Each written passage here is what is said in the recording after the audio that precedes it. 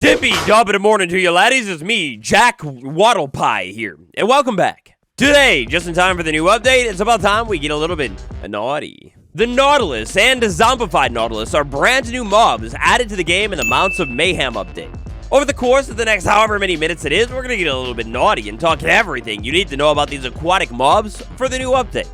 Down below, you let me know which Nautilus Armor looks the best on this mob, and smash that like button. Subscribe for even more guides. What came first, the Nautilus or the egg? Today, the egg, because wow, that's a beautiful looking spawn egg. That's tasty. So today, 2-in-1 special. We'll start with the Nautilus, not the zombie. The Nautilus is a mob that will be able to spawn in every single ocean biome in the game, typically in groups of 1 to 3.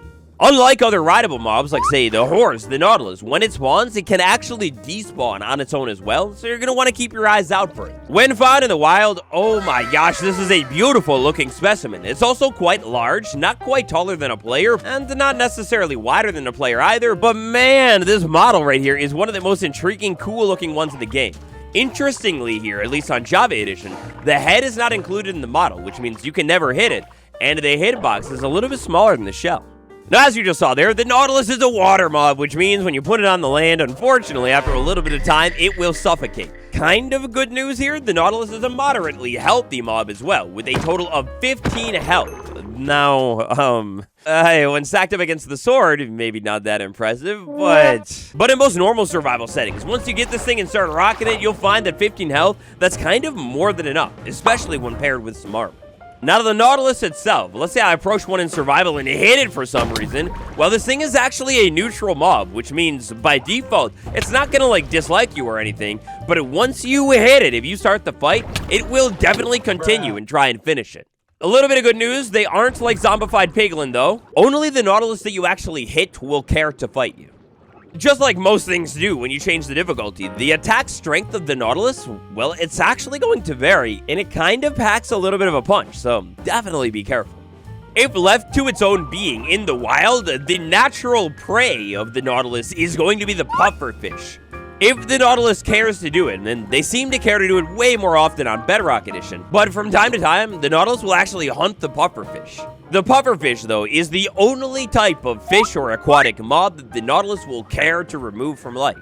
The drops of the Nautilus. Quite intriguingly, the Nautilus, I mean, if you think about it, there's an item in the game that is kind of named after the Nautilus, and has been named after the Nautilus for a long, long time now. Only catch here, this drop is going to be a rare drop from the Nautilus mob.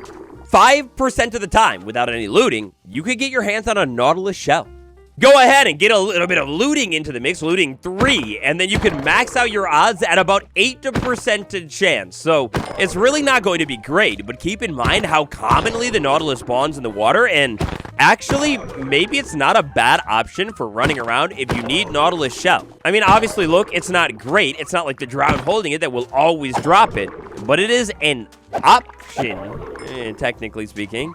Yeah, definitely an option, but you're kind of a monster. La bobo. And one final bit of information on the Nautilus. Once you tame a Nautilus, if you hit it, well, it's your friend now. Why would you hit your friend? Your friend is also not going to hit you. So, like, dude, follow by example, man. Come on. Channel members, great news. There's a world download out now, just like I do for almost every single Everything series episode.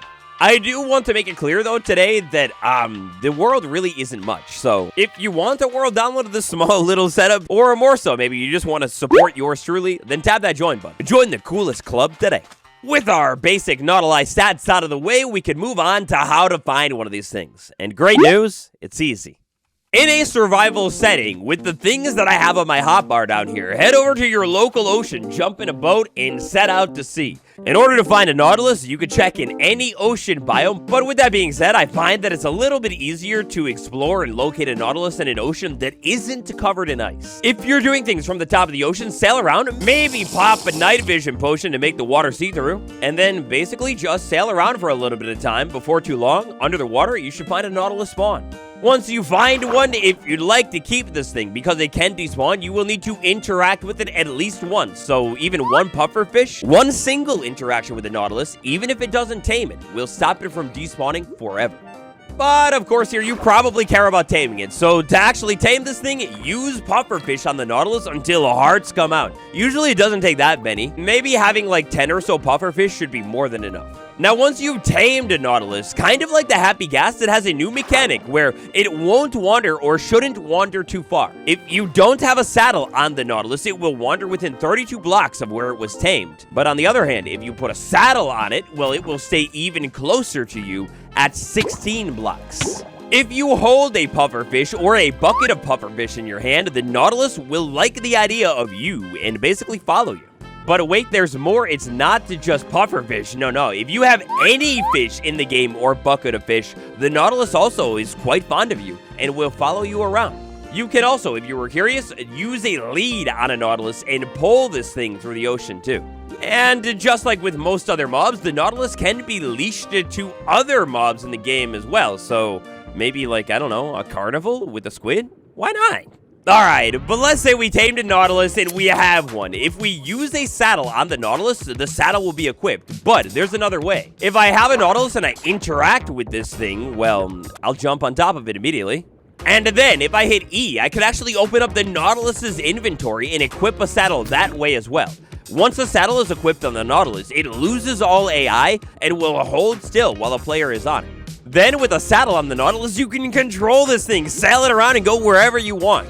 Now, the controlling of the Nautilus is very similar to the Happy Ghast. And actually, that's like pretty much a fitting perfect comparison because when this thing was initially debuted at Minecraft Live Fall 2025, that's exactly how the developers called it. They said this thing was the Happy Ghast of the sea. Now, if you're familiar with controlling something like a camel, well, then you may notice that the hotbar turns over to something new. If I hold down the jump button, well, I can actually dash forward a little bit. If I can get my dash and time it just right into the orange range, I'll actually be able to dash further. But there's one more thing. If I take the Nautilus near where the water meets the air and dash just right, I can actually perform a jump, and this jump can lead you like a couple of blocks up in the air. If you can get it just right, it's actually pretty impressive. Now, this dash attack, when I perform it, well, it's not actually an attack. Like, if I charge at something that you think I could attack, like maybe a squid, nothing's gonna happen. I can't actually attack.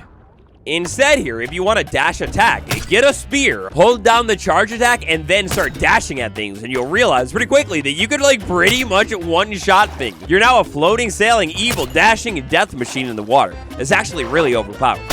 Now, another thing is going on down here under the water that you might have picked up on right away, and that is I'm staying under the water indefinitely in my water bubbles, that they're not going away. That's all thanks to a brand new effect that has been added to the game called the Breath of the Nautilus effect. The Breath of the Nautilus effect essentially grants you permanent water breathing, but only while you are on the Nautilus. As soon as I dismount from the thing, I'll lose the effect pretty quickly, and my bubbles will start going down.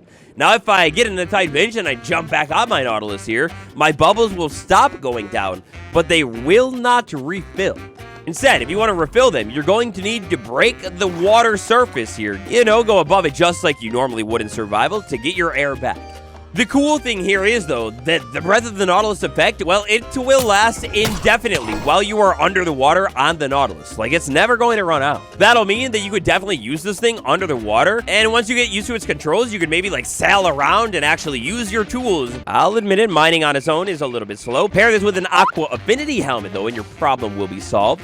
Or you could, like, use the Nautilus under the water with building blocks. Again, once you get the controls correct, you have to remember that you can't hit space to go up. You have to, like, literally look up to go up. You move exactly where you're looking with the W key, straight left to right with left to right, and, you know, you could actually build whatever you're trying to do under the water on the Nautilus.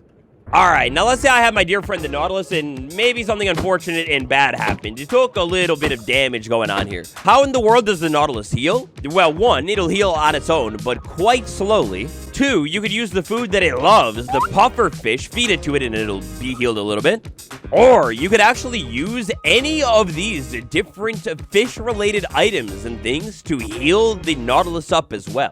Intriguingly, the single best item that you could feed a Nautilus to heal it up is going to be a piece of cooked salmon that'll heal 12 health points. In other words, 6 hearts total, which is almost the Nautilus's full health with one single cooked salmon.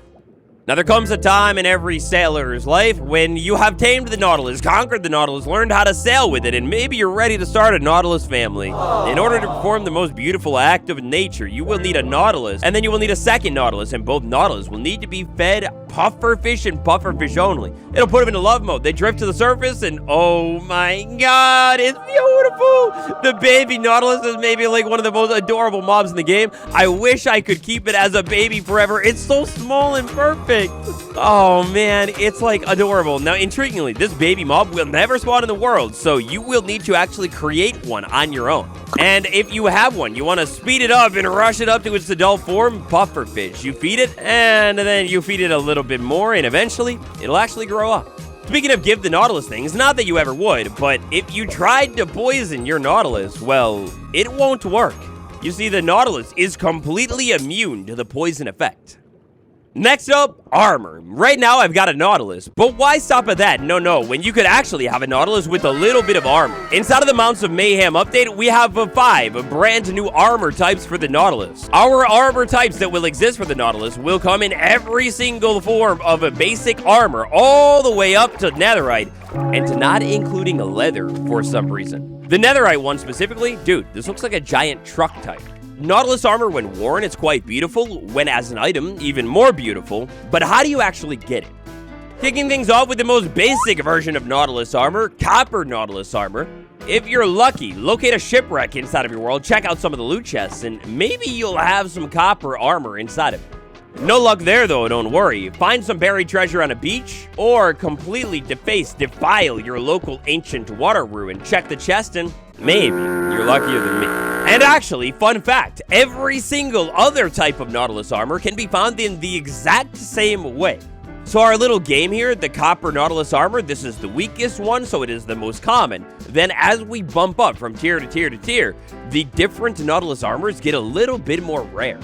Ocean Ruin, Shipwreck, Buried Treasure, those are your 3 locations that you're going to need to hunt your entire world for those armors. But then, if you want to armor max your Nautilus armor, get the netherite one, then you're going to need to have 3 ingredients. First things first, the rarest Nautilus armor in the entire game, Diamond Nautilus Armor. Then a netherite ingot, and finally a netherite upgrade smithing template, and inside of a smithing table, you could upgrade the diamond one to the netherite one, and that's the only way to get this.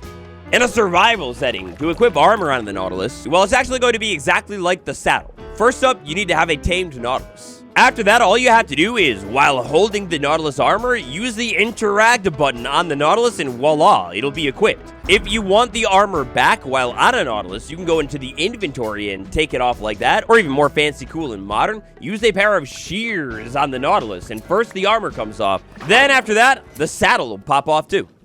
Now, if we want to talk about Nautilus maxing here, maybe the best way to use the Nautilus? Well, inside of my inventory are a couple of things that you might want to get your hands on, depending on your vision for the Nautilus. The biggest one here that goes hand in hand with this mob, though, a helmet specifically geared towards water with aqua affinity and maybe respiration. And then some water boots, depth strider to move around quicker. After that, you find your Nautilus somewhere down in the water. Where'd you go, buddy? Where'd you go, buddy? Well, fine. I'll just make another one. With your water helmet and a Nautilus, if you want to max it out, of course, netherite armor is the best, most protective armor. You see, each tier of a Nautilus armor will protect the Nautilus from a little bit more damage, just like horse armor does. The netherite one will also give a little bit of knockback resistance too. The armor also has no durability on the Nautilus. It will last forever too, so that's pretty good. But anyway, here we have a Nautilus with aqua affinity on the helmet, and now you will see that I can actually use my tools just like normal under the water while on the Nautilus. This is pretty crazy. If I were to level this up a little bit more and maybe get a pickaxe with some efficiency on it, and of course your other pickaxe enchantments as well, then you will find that you can mine under the water like pretty quickly here. On the other hand, if you're planning on using your Nautilus for exploration, well then you don't really need anything added in. On the other hand, if you want to use your Nautilus for war or battling, well then really all you need to be more than good enough for most things that you'll encounter in the water is a plain old diamond spear, no enchantments necessary. Of course though, you saw the spear guide. If you want to buff it up even more, get that max spear that we talked about in that video. All in all, man, the Nautilus, it's a super useful, very versatile water mod that can transform how you play the game, specifically when it comes to the more wet parts of your world. But there is another version of the Nautilus that we need to take a look at today. The zombified Nautilus. Now, I want to kick everything off here when it comes to the zombified Nautilus by saying a lot of it is going to be the same. For example, the cooler looking version of the Nautilus, how do you tame it? Well, it's pufferfish. Oh no, it took a little bit of damage. Well, all of the same fish items can be used to heal this thing up, and pufferfish too. How do you breed it? How does it make sweet love? It can't do that. Using a saddle on this Nautilus though, well, that'll equip it with a saddle. Using Nautilus Armor, same thing. On the surface here, for the most part, the zombified Nautilus is basically the same exact thing. For example, like even when taming this thing, jumping on one of them and then riding it around, you hit the space bar, you will zoom forward a little bit. Yeah, you can move these things like a snail on land. Maybe a cool race minigame idea. But once you get this thing back into the water, just like with a normal Nautilus, it is the king, queen, conqueror of the sea. Except this time, it's actually 10% faster than the Nautilus. Yeah, so with our zombified Nautilus here, instead of going through all of the guide again, we're going to point out some of the differences. It's quicker. The zombified Nautilus, because it is an undead mob, well, that means that it can breathe on the land. This is quite beautiful, but it also means, because it's undead, it will burn in the daylight unless you put armor on it. If it has armor on it, it's essentially wearing a hat, and it will no longer burn into the sun. That'll mean you've got a crazy big opportunity here if you want to move the zombified Nautilus like all the way back to your base. Well, look, man, you get a happy ghast. You put a lead on that happy ghast and then take off to the sky. And I mean, yeah, it's going to be a slow journey, but you can absolutely pull a zombified Nautilus, airlift it out of there with a happy ghast. Statistically speaking here, the zombified Nautilus will also have the same amount of health as a normal Nautilus too. They also will give the Breath of Nautilus effect. Your biggest question that you might have here when it comes to the zombie Nautilus is how the heck do you find it? And oh boy, it's going to be tricky. So for starters, the zombified Nautilus will spawn in place of a drowned that spawns with a trident inside of rivers and oceans. So right off the bat here, if we want to try and maximize spawns, that's going to mean nighttime. The darker we can get the ocean overall, the more likely it is that a drowned will spawn with a trident. It's very important to note here that because of how this thing spawns, if the difficulty is set to peaceful, well, the zombified Nautilus will literally never spawn. It's also important to note that the zombified Nautilus will only spawn in place of 50% of drowned that spawn with a trident, so that makes it even more rare. But it is good news to know that this spawning can happen at structures as well. So something like the ocean ruin, you know, it's always guaranteed to have drowned spawning by it. Well, that'll increase your odds of drowned spawning with trident to begin with. So maybe try haunting the local ocean biome for an ocean ruin, and then hopefully a drowned Nautilus trident thing spawns there. Oh yeah, and when one of these things spawns, it's going to always spawn with a drowned that has a trident on top of it, so it's going to be one of the hardest battles in the entire game. Good luck, pal.